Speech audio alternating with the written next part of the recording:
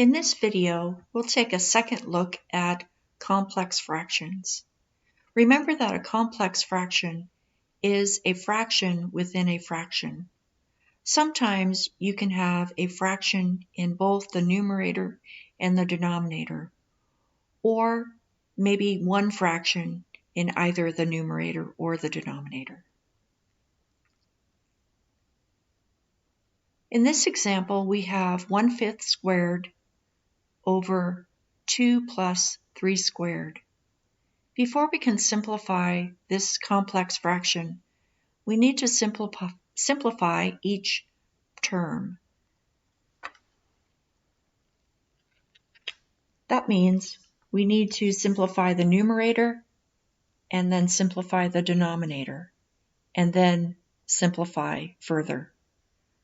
1/5 squared is the same thing as 1/5 times 1/5. That's going to give us 1/25. Here we have 2 plus 3 squared.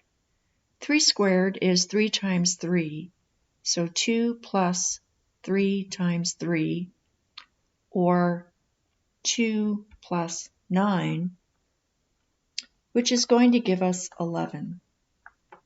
So the numerator is 1 over 25, and the denominator is 11. Now we remembered that this line here indicates division. So I can rewrite this as 1/25 divided by 11, or 11 over 1. In division, we're going to keep the first fraction. We're going to change this to multiplication and flip or take the reciprocal of that second fraction, giving us times 1 over 11. Because I can't reduce, I'm going to multiply straight across. 25 times 11, I'm going to have to do a little math on the side. That's going to be 5 and 2 and 5 and 2, giving me 275.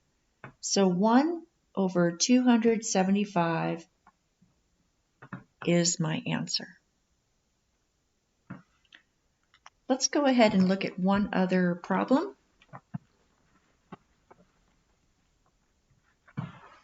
In this problem, we have 2/3 plus 1/2 as our numerator and 3/4 minus 2/3 as our denominator.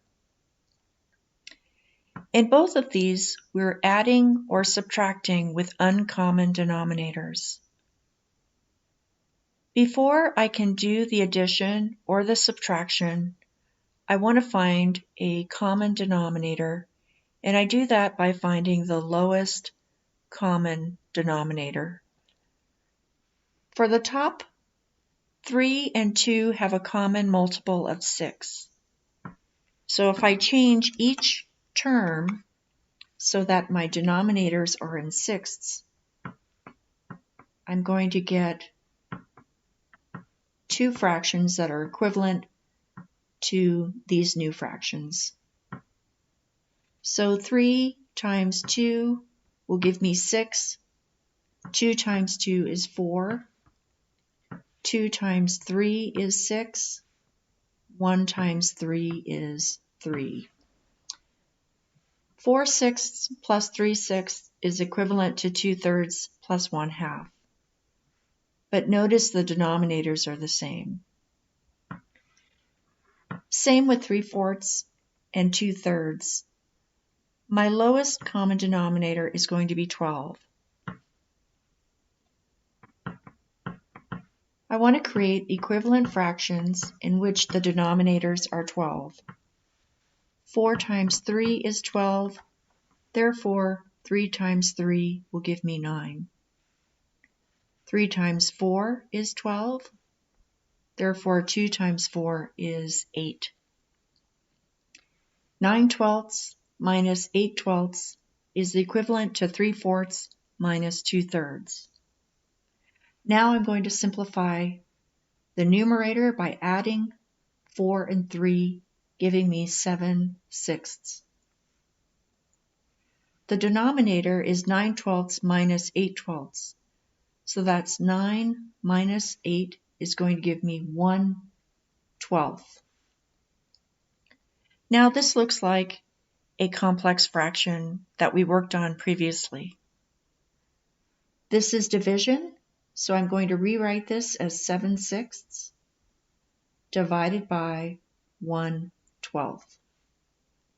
Remember, with division, we're going to flip or take the reciprocal of the second fraction and change division to multiplication. This is going to become 7/6 times 12 over 1. You can see that I can reduce the 6 and the 12. 6 will go into 12 2 times. 6 goes into 6 once. When I multiply across, I get 14 over 1, or 14.